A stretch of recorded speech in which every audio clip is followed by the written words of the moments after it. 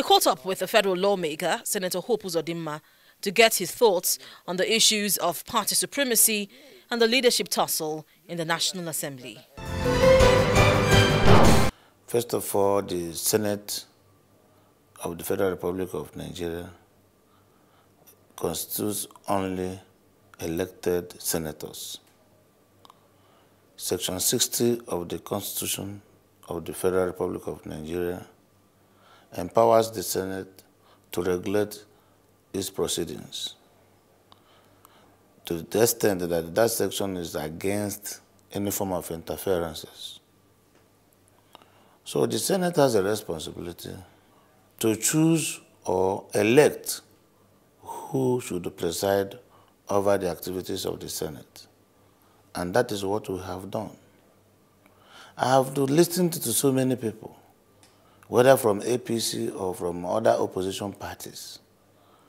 Nobody has been able to raise any issue of constitutionality. Nobody has been able to say that the Senate on that day did something that is illegal. So for me as a senator, we have elected a Senate president, we have elected a deputy Senate president, and we expect that those who thought or who aspired to be Senate president or deputy but didn't make it should, in democratic spirit and manner, follow. Now, some Nigerians have said that lawmakers who emerged came on the platform of political parties, and the political parties should interfere, should have a say on those who emerge as principal officers in the Senate and the House of Representatives. It is not about the political party. The Senate of Nigeria is not the National Secretariat of APC. It is a house that only senators are allowed to go in there and do their businesses. So when it comes to party is like a platform, a vehicle, under which, because the Constitution of Nigeria makes it mandatory for anybody aspiring to be a senator to be sponsored by a political party. You are not coming to the Senate to serve your party alone.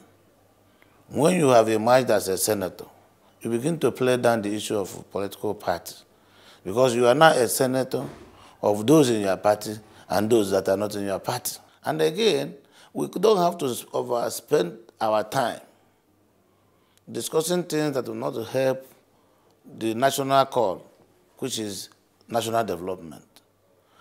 And that is why I have said that people may have one ambition or the other. But the ambition that should occupy our time now are the ones that are realized, not the ones that have not been realized. So in this case, we have a Senate president already sitting. And we must immediately move with the business of the Senate so that Nigeria can move forward. There are so many issues and things to be addressed to make Nigeria healthier. There are things that we must do to make the governance of the executive smooth and easy. If we sit here and to become professional complainers on the trivial issues like Senate President which party or Deputy Senate President which party, I think the wisdom should be, were these people really and duly elected by their colleagues? Okay, distinguished, there's another problem too also brewing. I knew you were, I don't know if you were on the floor, I'm sure you were, when Senator Marafa raised up an issue of the Senate rules. That the Senate rules, the rule book has been tampered with. Every Senate has a lifespan. The 7th Senate, when we came in 2011, the clerk of National Assembly presented us with a rule book. Immediately after the proclamation of the president for the inauguration of the Senate, we are handed over with a rule book to tell us what the rules are. Yeah, once this is done, the Senate can on their own, during the life of that Senate, amend any part of that rule by the opinion of the majority of the senators. And the procedure for such amendment is clearly stated. Then, when we left on June 6th, to the best of my knowledge, there was no amendment to the rules we used during the 7th Senate. But between 6th and the 9th, the management of the entire Senate depends solely on the clerk. And the clerk, the management has a responsibility to present a rule book that the 8th Senate will use.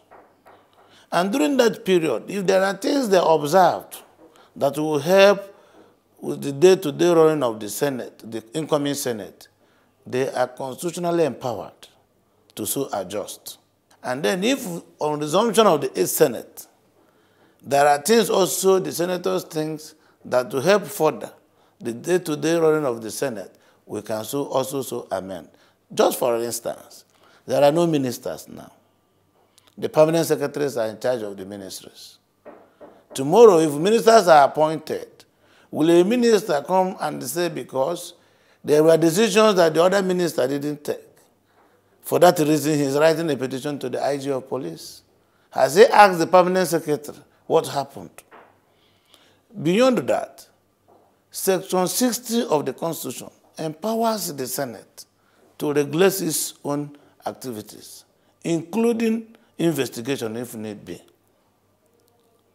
If there is any allegation or suspicion or that something is wrong with our rule book, the proper thing to do is for a senator to come up with that on the floor of the Senate. And if we are convinced that it is okay, that there is primary facial case, we will now refer the matter to Ethics and Privileges Committee. But there is no Ethics and Privileges Committee. Then why the hurry? If there is no Ethics and Privileges Committee, on resumption, committees will be in place. The 8th Senate has been inaugurated, even though that lawmakers are on recess. What are the critical areas? Which critical areas should the 8th Assembly pay attention to at this time when we know that Nigeria, we are plagued by so many crises, economic, security challenges? What should be the priority areas which the 8th Assembly should focus on? Well, I think in the wisdom of the Senate President, he just set up an ad hoc committee to prepare a legislative agenda for the 8th Senate. And in my view, I think it is a wise decision. We will want to wait for that committee to come up with an agenda. That agenda will, among other things, reflect the challenges and the realities of what is on ground today in Nigeria, and also provide for how best we can collaborate with the executive arm of government to ensure that the average Nigerian does not suffer beyond where we are now. So the issue of security is germane. The issue of economy is very critical. The issue of infrastructure is serious. Education is compulsory. Health is a must-do. So I think, in my view, we will wait for that committee to finish their job so that this 8th Senate will adopt the paper as our working paper and then provide a window on how we can create a signage with the executive arm, by which time we would have also received the policy direction of the executive arm of government, because we have to work hand in hand to be able to achieve whatever we want to achieve. In the 7th Senate, you were the chairman of the Senate Committee on Aviation. At that time, we had the incident of a Dana plane crash, and your committee did an investigation and came out with recommendations. Were those recommendations implemented? And what were the findings of your committee?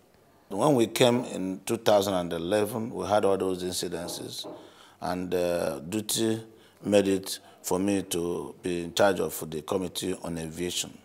We carried out comprehensive investigations. We identified areas of weaknesses and areas of weaknesses like regulatory framework and instruments. And we also identified areas of strength. We made far-reaching recommendations. I'm aware that most of the recommendations have not been properly implemented. However, the partial implementation yielded to what we saw, a gross reduction in the number of air accidents. Today you can see and agree with me that after the last crash of Dana plane crash, there has not been any serious commercial flight accident. My thinking is that if we resume, I'm not sure whether I will still share the Committee on Aviation. If we resume, government is a continuum. Whoever that is in charge, I will also be there to give information and lend my support to ensure at least most of those popular recommendations are properly implemented. Now, issue of training and the technical manpower. If we can, because we have an aging technical workforce, that we think that there is need to train younger graduates, to train them properly, to be technically efficient. Because by the international conventions I've also gone through, you have to have better expertise, better knowledge to be able to supervise somebody. That is by the ICAO convention, by ICAO regulations. An aircraft inspector should have better credentials, should be more knowledgeable, should have better experience compared with the person he is inspecting.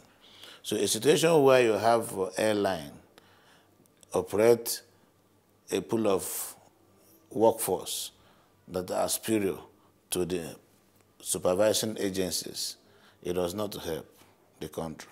So we should train our people, aircraft inspectors on different aircrafts. We should train them properly, international and the local training, because that sector, aviation sector, is one sector that has global regulatory framework. So what you are doing here, once you are in shortfall of the expertise that is required, the effect, the ripple effect is transferred to the other country. And once you are not in position, that is why from time to time, the Aviation Regulatory Authority in America, FAA, ICAO, they come from time to time here on routine technical audit. So we need to take training seriously. We need to develop the proper type of infrastructure. We need to begin to deregulate some aspect of the services in the aviation industry. We need to do things that they are being done all over the world. So some of these things are things that must be done to reduce the burden of existence on the side of government. If you were to have a one-on-one with President Buhari as regards the aviation sector, what areas would you want him to focus on? You know, every government has its own plan and thinking, the philosophy for coming to power. And sometimes it's not easy to get them to change overnight. I think what we will do, when we look at the policy direction of the new government, we'll be able to establish their priorities. So our contributions will try to be consistent with what they have aspired to provide. And coming from a different political party, you know, it's not every advice I give probably that the government will have the wisdom to accept entirely, you know. So I think that if I am opportuned to meet with the president, because he's my president, and all of us is our president, this tendency for every government to want to solve all the problems of Nigeria and ending up not solving one should be discouraged. If this government wants to solve, I want them to be remembered for one thing. If it is power, they should identify power and solve the problem. If it is health challenge policy, they should create one. Let every government that comes be able to achieve one thing. By the time you know it, the preponderance of problems that has ravaged the entire economy and the citizenry will be eliminated.